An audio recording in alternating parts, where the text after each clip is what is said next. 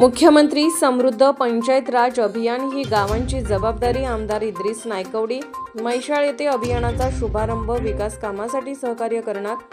राज्य शासनाच्या महत्त्वाकांक्षी असलेल्या मुख्यमंत्री समृद्ध पंचायत राज अभियान ही केवळ अभियान नसून गावाची जबाबदारी आहे। यामुळे हे अभियान आपण सक्षमपणे राबवूयात, यासाठी लागेल ती सर्व मदत करण्याचे आश्वासन आमदार इद्रिस नायकवडी यांनी दिले।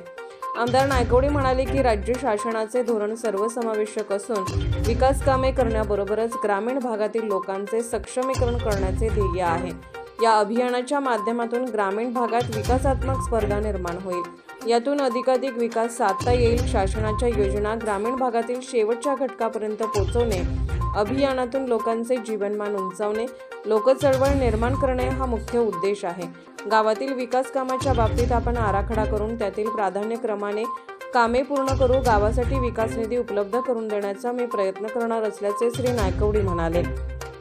यावेळी सरपंच रश्मी शिंदे म्हैसाळकर, उपसरपंच पद्मश्री पाटील, माजी सरपंच आबासाहेब शिंदे म्हैसाळकर, दौलतराव शिंदे म्हैसाळकर, माजी सभापती दिलीप कुमार पाटील, राष्ट्रवादीचे मिरज विधानसभा क्षेत्र प्रमुख महादेवदादा दबडे, तालुका अध्यक्ष देवजी साळुंके प्रमुख उपस्थित होते।